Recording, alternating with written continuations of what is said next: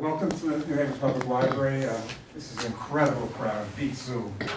The way with Zoom, it's just fabulous to have everybody in the room again. I think this is our 6th year with Democracy America. It's been fabulous. It's a great collaboration.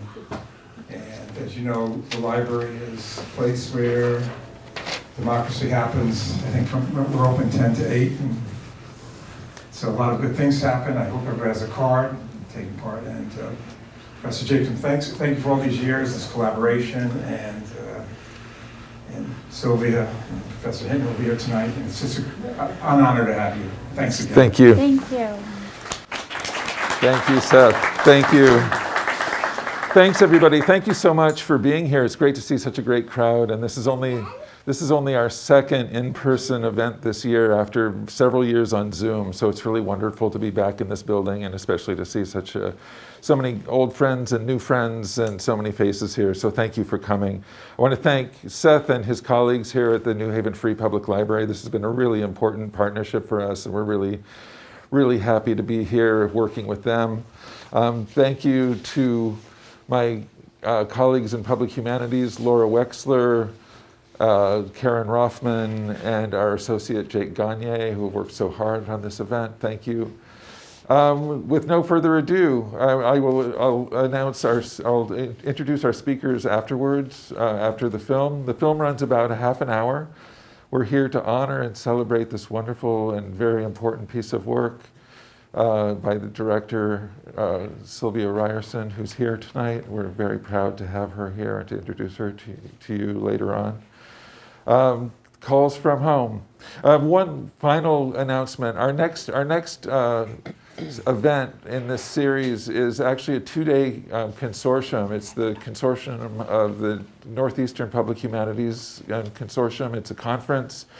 There will be information posted on our Public Humanities website, Public Humanities at Yale. You can Google it. That is April 12th and 13th. It'll be 2 days of speakers devoted to the kind of public work and public engaged and public facing work that we're here to honor tonight. So I think it'll be of interest to many of you. You can seek that out on our website. There'll be a registration form posted on the website as well. So without further ado, calls from home.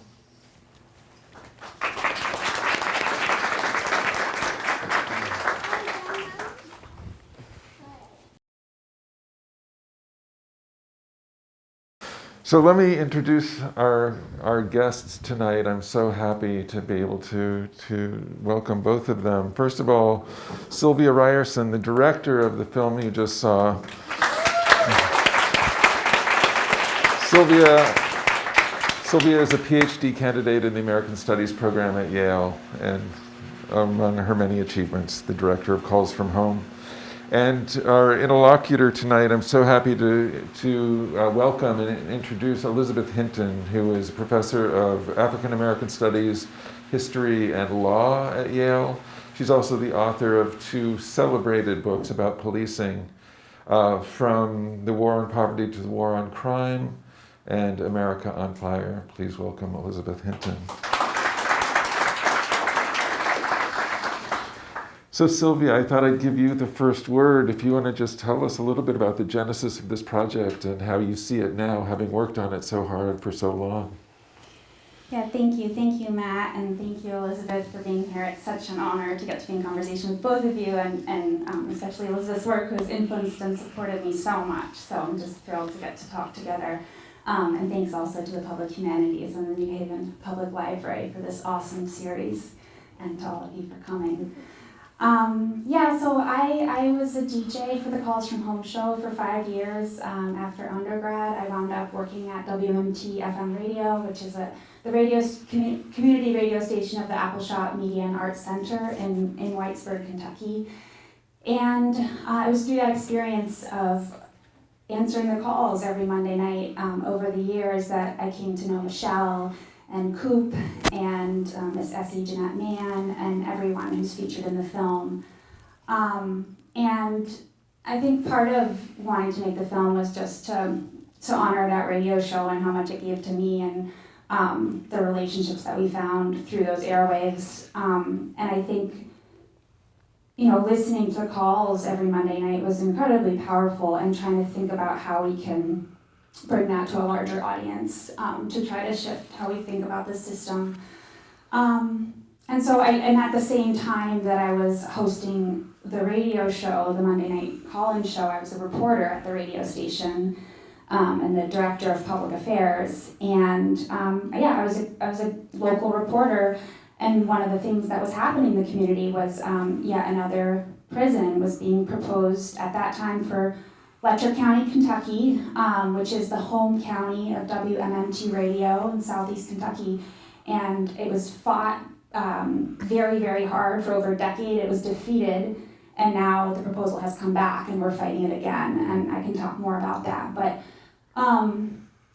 as a reporter, I was seeing in the local paper yet again the headlines starting to come in: 300 jobs. This is going to be a way for young people to stay in the county and have a future, and this is going to be a transition from the coal industry. And I could just sort of see in real time the prison boosterism coming into this town. And so it was... I'm sorry to interrupt, but it's too loud. It's too loud, sorry. Yeah, so if you just back the mic away a little Thank bit, that you. would work for everybody. Is this okay? Thank you. Sorry, I don't mean to hurt you all.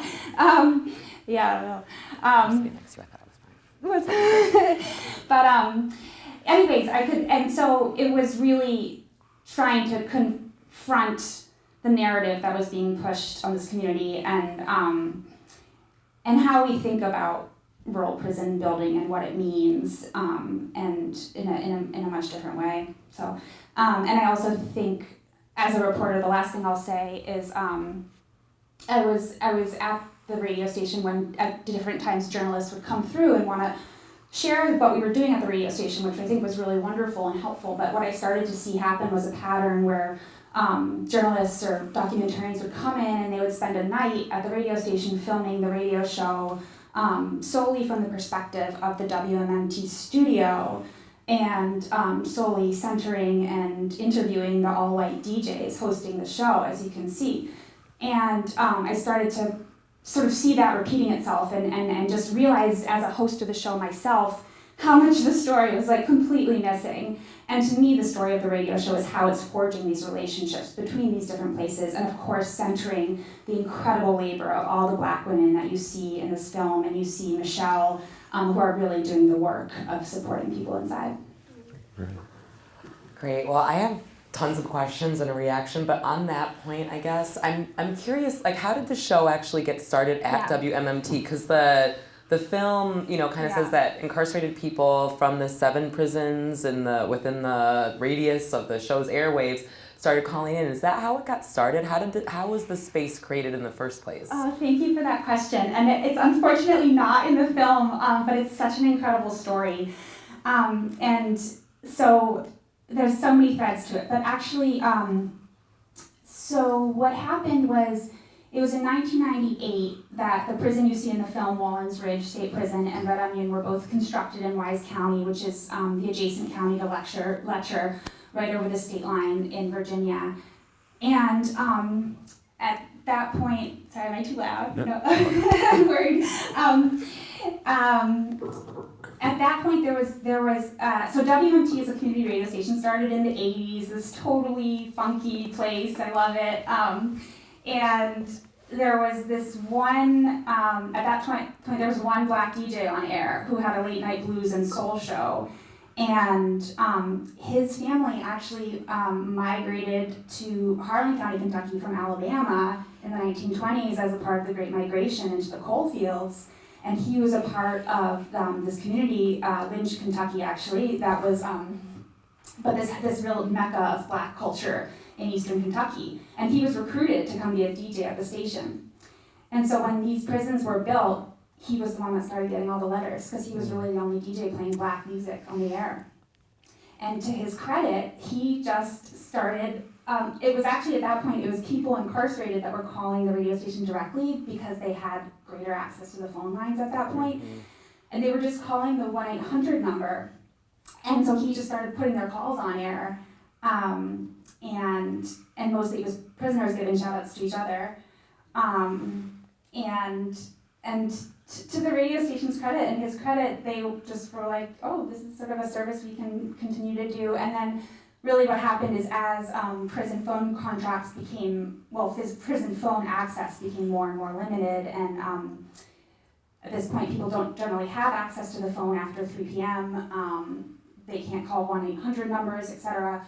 It sort of transitioned into being primarily families calling in. But it really started by people finding each other over the airwaves, and people incarcerated calling in, and then also they were the ones, Coop, who you see in the film, sharing the number back to their families, who at that point, were facing these exorbitant phone rates. So they sort of discovered it as this way to stay connected. Well, thank you for that. That is, I wish you could have gotten that whole story and interviewed that DJ, because it sounds pretty cool. So there's like a whole history to be told just at the radio station. I want to thank you so much for this incredible film. This is the second time I've seen it. First time I saw it on the big screen, and I'm just trying to compose myself, because I think with a film like this, I'm watching it and feeling it from kind of like two vantages.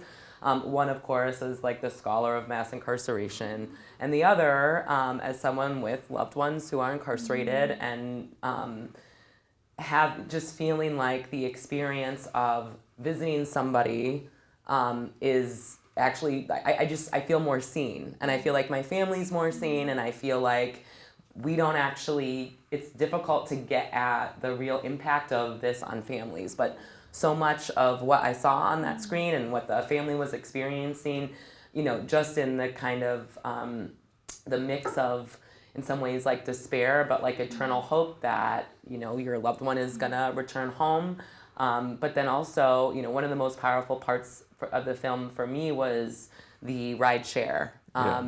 And just kind of feeling that, the getting up really early in the morning to have to drive a very, very long distance, the anticipation and the excitement about being there, the frustration at the lack of touch, like only being able to touch your loved one at the beginning of the visit, at the end of the visit, having it be under the gaze of guards, having the picture as like the only thing that like memorializes it, and holding on to that picture as something that is sacred and precious, and then just the mix of emotions on the way home. And I think the film, like in that way, it's such a tribute to the millions of families out there who have similar experiences and who don't get seen. So I think I just really want to acknowledge that as, I think, just such an important contribution. And that's, what you've captured in terms of, for instance, that ride home. Yes. Like we can't, I could never capture that in a book that I write, or like it had to be portrayed in this way, and so it's just it's such an important work, and I just thank you for it. But can I invite you to talk some about that and how for you, what aspects of that dynamic, the visiting dynamic, that kind of tension between despair and hope about the relationship between the family members and their loved ones who are incarcerated. Can you reflect on that a little bit, and what, like, tapping into that, how that felt for you, or if it was something that, given your work, it seems like this was a really organic relationship that came out of your work at WMMT and with these families in particular. Yeah, so thank you for that, Elizabeth. So it was really, being a DJ, I first talked to Michelle on the phone in like 2011, and I first met her when she came to visit William in 2012. And, often when people would end their calls, they would say, talk to you next Monday. Or you hear people leaving messages that are, talking about hopefully being able to make a trip in 6 months, or not being able to make a trip right now because it's too expensive, or someone's having health problems, or someone's car broke down. And you just hear, this intimate communication about how impossible it is to get there, to visit. Literally impossible. And just to underscore that, there's no public transportation to these counties. There's no airport. There's no bus station. There's no train station within 2 hours of this prison. So if you don't own a car or can't afford to rent one, it's impossible to get there. And so that just became really clear in the messages being conveyed. And so, and I think this to me is the power of sound, the medium, in that to me it was sort of like, you know, what is our responsibility as DJs and as listeners to these messages, to not just be a passive listener, but these are, to be an active listener and to be called into this relationship and to know that the very way that this prison expansion is functioning, right, is to isolate families and to put them so far away in communities that they feel incredibly isolated and alienated from, that are really scary places. And so it really seemed like, you know, being a young white person in this very rural community, you know, we had a role to play in finding ways to be a support to people incarcerated and their family members, and that really happened in a lot of different ways, but most concretely, we started a rideshare program, and so I was hosting the rideshare for years before ever doing the film, and it was really, to me, that was, I mean, the message is, it's like a short message, you get to know people, you know, briefly, but when you spend 10 hours in a car with somebody going to a visit and back, it's completely different, and I learned everything about William's story, and Devon's story, and Coop's story, and that van trip was just, I mean, the greatest education I've ever had on mass incarceration. Michelle taught me everything I know about the parole system in Virginia. And so it's really to those women in that car that were my teachers. And so, but I also think there's something really powerful about all these women traveling up the mountain together and confronting the system together and talking about it in a way that has no shame and is just completely delegitimizing the system. But that kind of collective confrontation I found incredibly inspiring. So can I squeeze in one more question? Sure. Okay, so from my scholarly, I think the other thing that this film casts a very important spotlight on is the problems with sentencing and the way that we sentence here. I think that increasingly, you know, I've been doing this work now for a long time, a couple decades, and I think, you know, it took me a while to get here, but I'm really convinced that, like, if we are serious about addressing this issue, the thing that, and especially the racial inequalities in this system, we have to get at sentencing.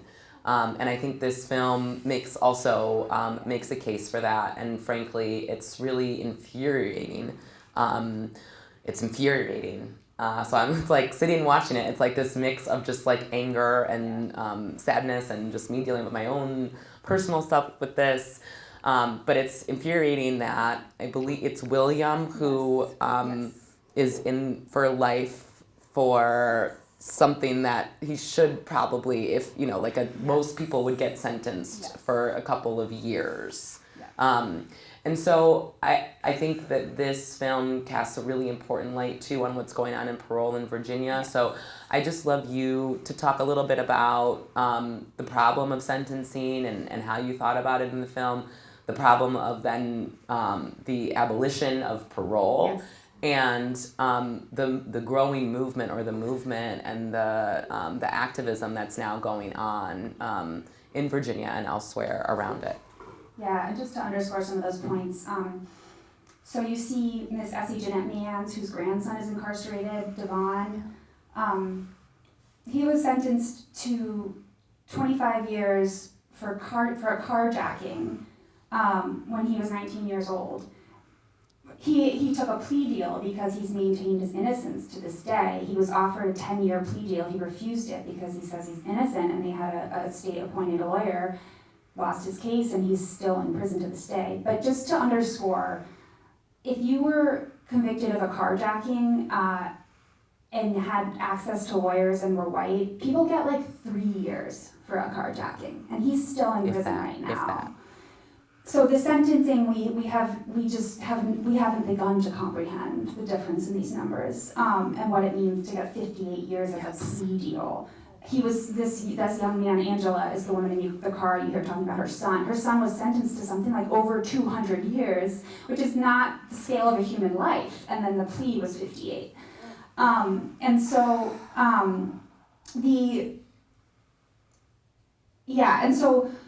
in terms of what's happening in Virginia right now, Virginia, after the tough on crime era of the 90s, in 1995, Virginia abolished parole. By 2000, 16 states across the country had abolished parole, and we're still dealing with the repercussions of that. And so to this day, what it means in Virginia was, it was a whole move to get rid of discretionary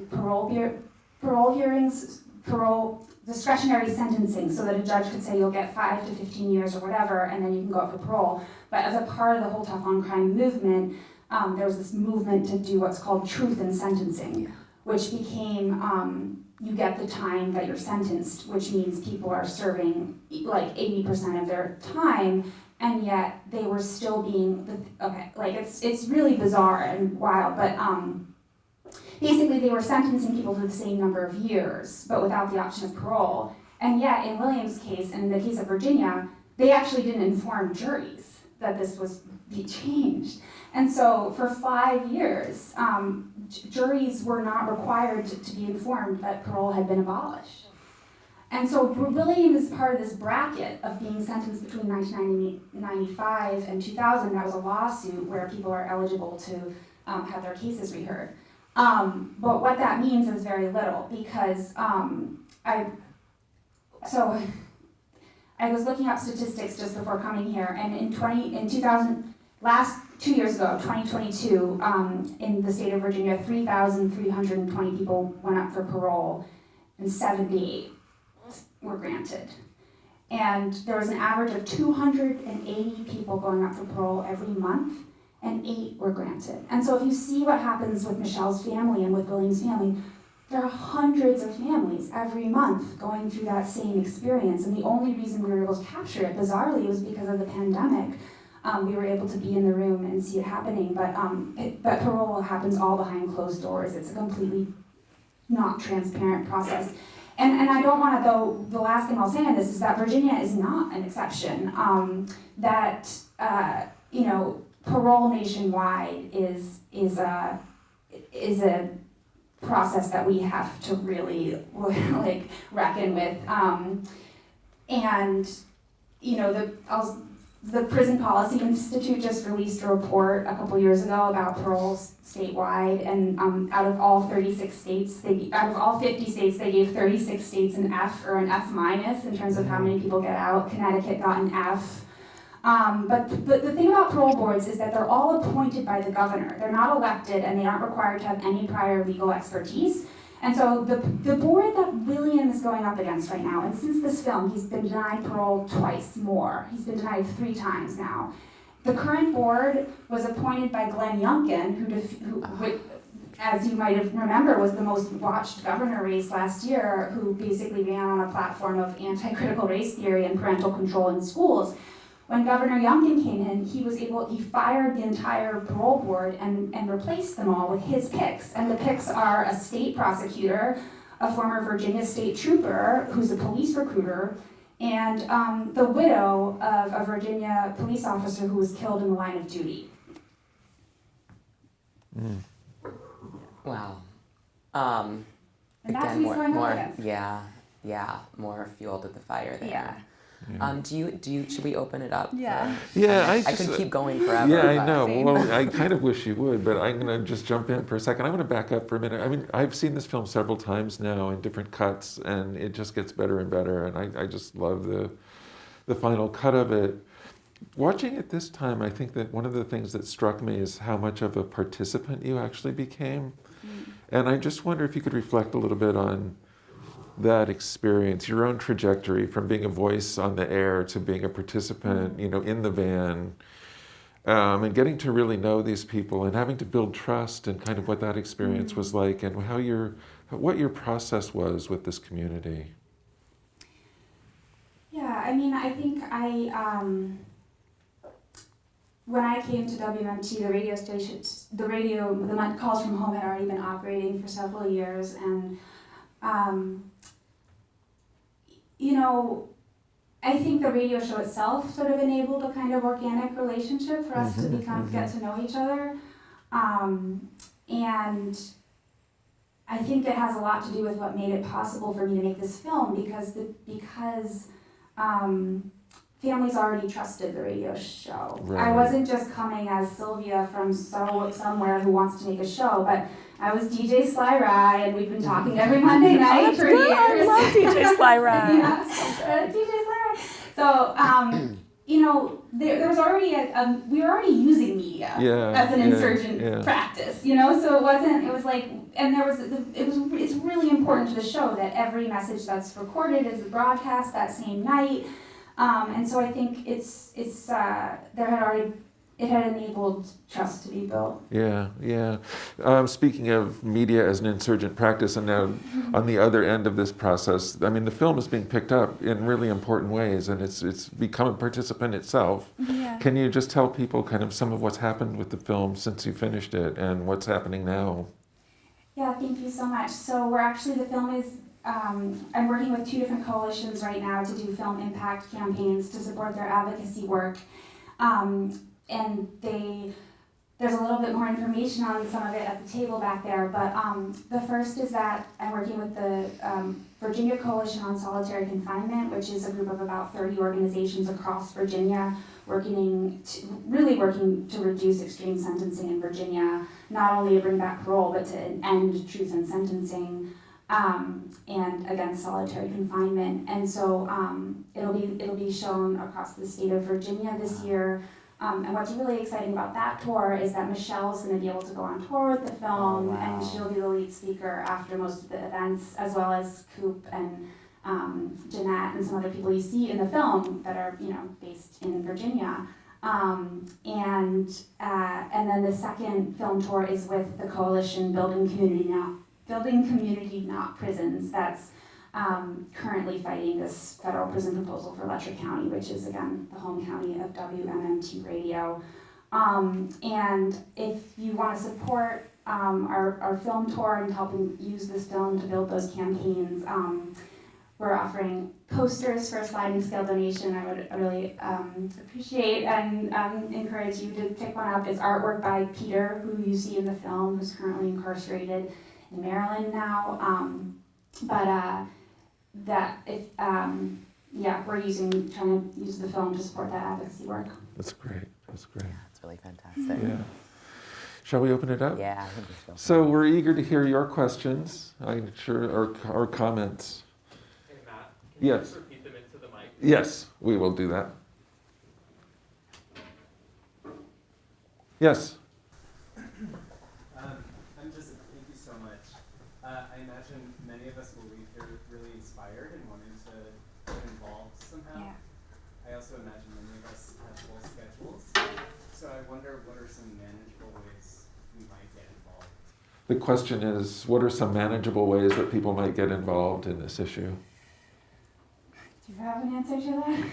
I mean, I'll take a stab and also pass it on, but one immediate, I don't have my papers up here, but if you're interested in learning more about the specific organizing efforts that this campaign is being plugged into, if there's a paper up at the front that has more information about the Building Community Not Coalitions campaign. And just to share a little bit about that, it's a proposal for a federal prison in eastern Kentucky, and it's going through the environmental review process this spring, and we actually really will be trying to mobilize comments of opposition to that prison from people all across the country. It's federal tax dollars going into it, and it'll be people incarcerated from all across the country. And it's scheduled to be, it's cited to be built on a former mountaintop removal coal mine. So that's going to be a national campaign that we're going to need all the support we can get on it. There's a flyer about it at the front. But so if you want to follow that campaign, there will be a call at some point for people to write in comments of opposition to it being built. And then I think there's a lot of incredible organizing happening here in Connecticut. And Elizabeth is really involved with the Yale Prison Education Initiative and can share some about that, but other work locally too. Yeah.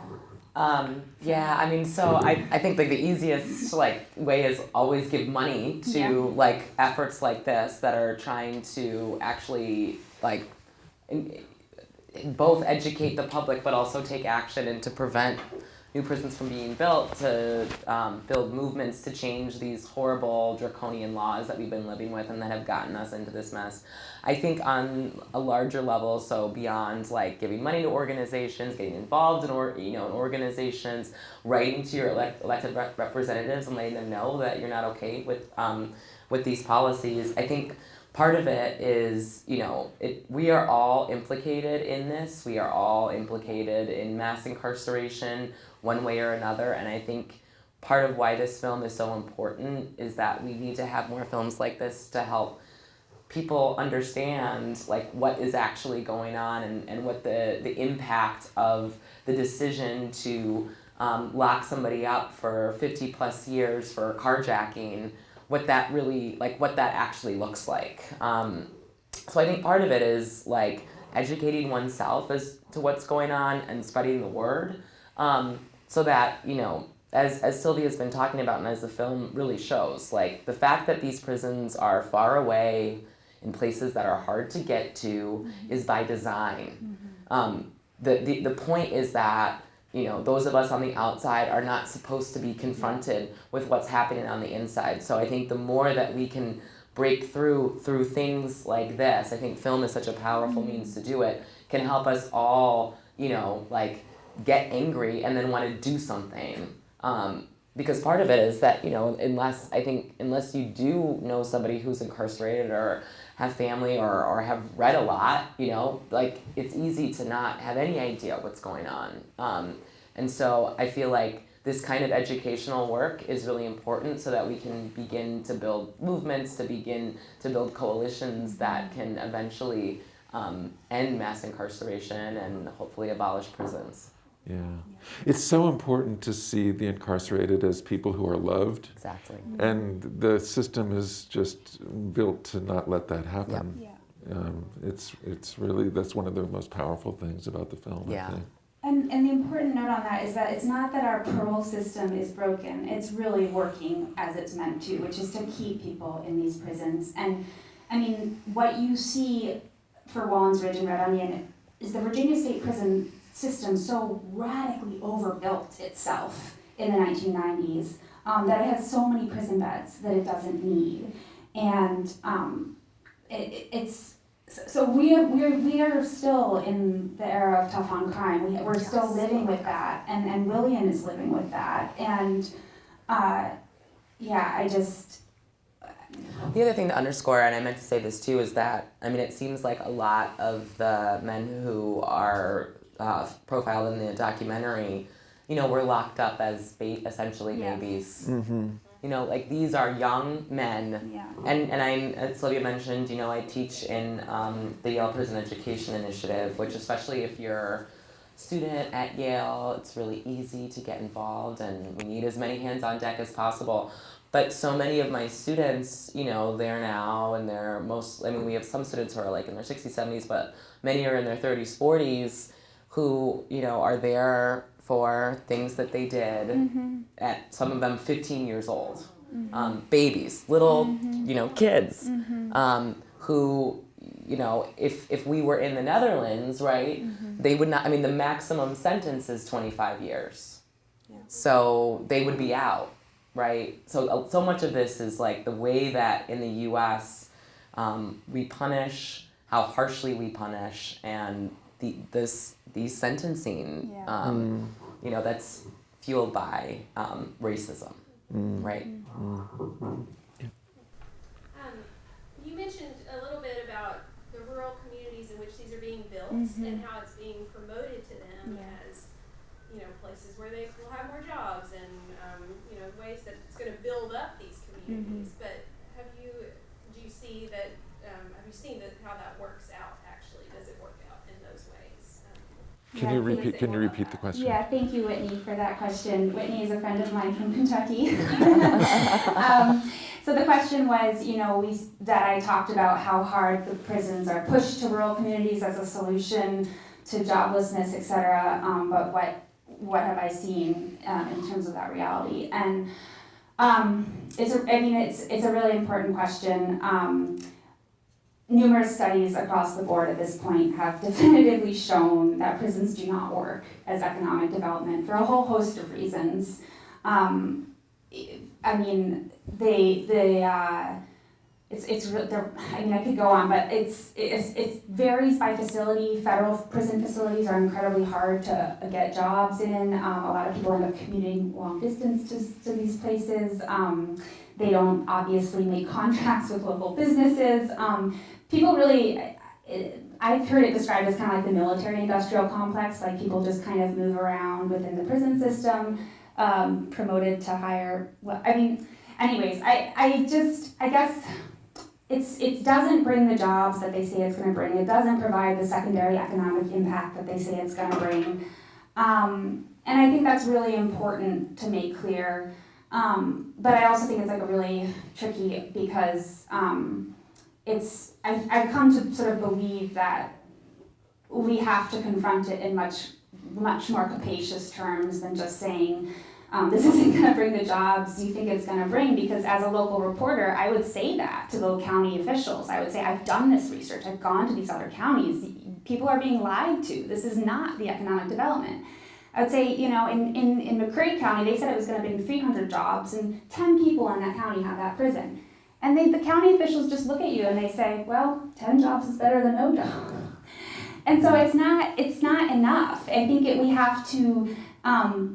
we really have to confront the entire logic of what it means, this system of that even turns people into numbers like that. And I think it's both, it has to be a moral argument, but I also think we have to actually go further than just saying this isn't,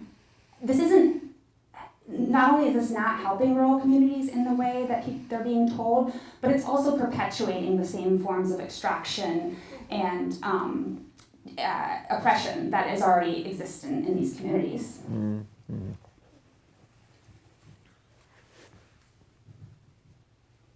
Elizabeth, do you want to jump in with more of your questions while we're waiting? Oh wait, here we go. Thank you,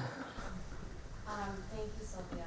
It's a beautiful, very heartbreaking film in some ways. Mm-hmm.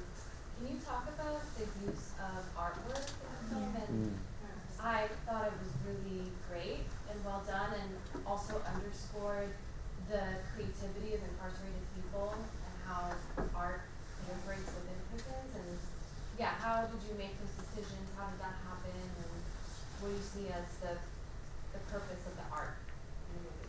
Thank you, Manon, for that question. I love that question. Want to repeat it? Yeah, the question was how did we approach the animation and the artwork in the film, and thinking about that as a way that is so important to these relationships in people's lives, inside and out. I guess one thing I'll say is I came to this film, this is the first film I've ever made, and I was a radio producer for a decade, and so my medium was sound, and for years I had been gathering interviews and calls and stuff, and so I had this sort of wealth of audio, but but sort of came to artwork by necessity, by needing visual cover for the prison scenes, because obviously the whole point of this is to show the experience of this show from multiple points, right? Including people calling in, the phone calls coming in, and then people incarcerated, people listening in prison, which of course we would never be able to film. So it was out of necessity that we went to the animation, but then the animation really became, to me, was the funnest part of the whole film. It was super collaborative. And it was really inspired by the letters that we would get into the radio station from people incarcerated that were just these incredible envelopes that were always decorated. And anyways, so I commissioned Peter to draw a self-portrait of himself listening to the radio show that you see in the film. And then worked with my friend Javier, who's an animator, to sort of try to build animation from Pitt's pen drawing of the figure, getting up and standing up and putting the spork in the vent system. So part of it was actually built from Pitt's artwork, and then Javier just sort of came up with these other visual images, really inspired, I would say, by the envelope artwork, by Pitt's artwork, just. yeah, I mean, it became a way that even in the making of the film, we were actually able to collaborate between these walls by passing the artwork back and forth. And for Pitt, he hasn't actually been able to see the animation scene that his drawing created, but what we would do is I would send him like storyboard images of like, this is the figure standing up, this is the figure going into the vent, like, does this look right? And so we kind of workshopped it together, like how to bring it to life. And so that was like really cool. Do you go to visit them too? Do you visit Pitt and William? Mm-hmm. Yeah, I visited them both. I'm currently banned from the Virginia Department of Corrections for filming in the parking lot. Pitt was transferred to Maryland, so I'm in touch with him still and working on. How long are you banned for? I'm not sure. I'm sort of fighting it right now. It's basically like that footage got me banned, so. There was somebody over here. I'm sorry. Did you have a question? Yeah. I think many of us in here are readers. I've just finished, after 10 years of being on one of the bestseller lists, Michelle Alexander's The New Jim Crow. And let's face it, you referred to it, it's racism. And we are the most racist Western nation with the most unjust criminal justice system in the Western world among industrialized democratic countries. Yep. Okay, I'm not talking about dictatorships, but we may even be close there.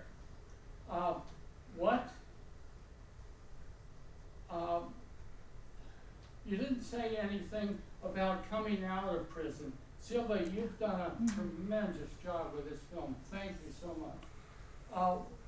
Have you seen any people, what's your experience with people coming out of these institutions we call jails?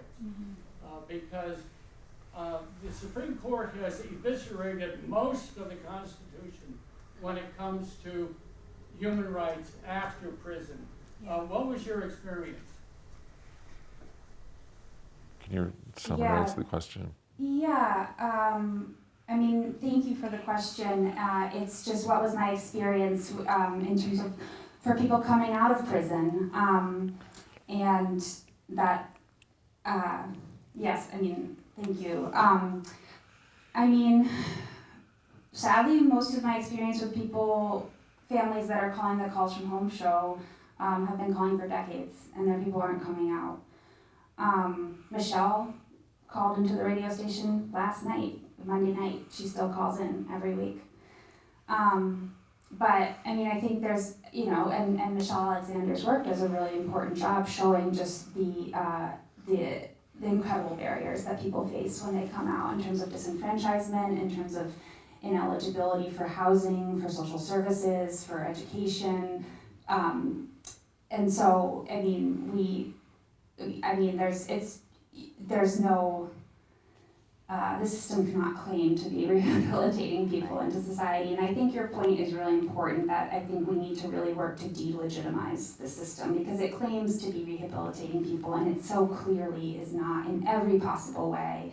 And we just need to just keep saying that. I mean, this is not designed to help people come back into society at all. Do you want to add? So there's a lot to say about that. I think, then there's also the real trauma that people have, especially people who have served for decades, face when they are back on the outside. And I think that was one of the things that was so infuriating about William's parole, because most people, who are coming up for parole don't have, he had a loving family who were like, okay, we're going to take care of, that's the thing, when you come out of prison, it's like, how do you get a driver's license? How do you, get from point A to point B? How do you get a job? The problem is that most people, when they're released from prison, are in some kind of a home that's in the same community that they were in before they were incarcerated, and it's very easy to recidivate in that with no resources, no support, no nothing, plus you're dealing with the trauma of your incarceration. You may not have any support from family, so one can imagine, and you can't get a job. So it's very easy to fall back into the patterns that led you to get incarcerated in the first place. But it was very clear from that, I mean, like that was like a case that you know, any rational, sane parole board in a democracy would say, oh, okay, well, this person has served decades, the sentence was ridiculous, he has a loving family, we can send him home. And so, you know, the fact like that, you know, when still, right, they denied his parole, raises a lot of questions. Yeah. Allison, did you want to? Mine was just a follow-up on like your collaboration. So I didn't go, if there's time at the end, Okay. kind of what that looks like. I think it's really interesting to hear like how you really do make those, like you're collaborating with Pitt. You're really actually like material collaborating. You are crossing those barriers. I think for folks who aren't interacting regularly with people who are incarcerated, it's just powerful to see that work happening and to see crossing that barrier. So if there's time, it'd be great to hear about it. But I guess I just the important thing to say is that we have so much to learn from people who are incarcerated, and Pitt is a part of both coalitions I'm organizing with. Pitt is currently the leading plaintiff in a lawsuit against the state of Virginia for long-term solitary confinement. He is an incredible organizer, and so I think we have the privilege of talking about this out here, but there's so much knowledge and analysis of this system behind bars that we always need to do everything we can to bring out. And Pitt is an incredible artist, and so now, you know, I was able to commission him to make our film poster, and he's a part of this organizing. But I think it's just to remember the brilliant minds behind bars that we have to learn from to understand the system. Yeah, Laura, I think you get the last question. Well, I have two. It has two parts. Okay, The first part is just to follow up on this question of parole. Which you made it clear we don't know what happens in the parole board. We don't know. But I understand that parole is often now given to an algorithmic system that decides on points and numbers. That's not decided by the people in the room. And I wonder if you know anything about what's going on in the room in relation to programs that are deciding on parole rather than people. Yeah, I'm not familiar with that specifically, but I think what I will say is that there are no technocratic fixes to any of this, you know, and so if you want to, but I think parole is a really understood process in this entire system, and there's a really good podcast I would recommend to people that the Marshall Project came out with. It's called Violation, and it talks about the parole system nationwide. But I mean, I can't. It's all bad, and you can't reform parole. The parole system needs to be abolished. Doesn't matter if it's robots or police officers, you know, making the decision. They have no legitimacy to be making that decision about someone's life. My last little bit of a question was in the credits. It said music and it said your name. Are you playing music? Yeah, that's me on the fiddle. Oh wow, that was you there. Wow. I love that song at the end. That's actually, that song is, it's, what's it called? It's from Mate One. It's an old Union song. Yeah. So we end on a drop the mic moment. That was pretty great. Elizabeth, thank you so much for your thoughtful commentary, and thank you especially, Sylvia, for being here and for such a great film. And thank you all.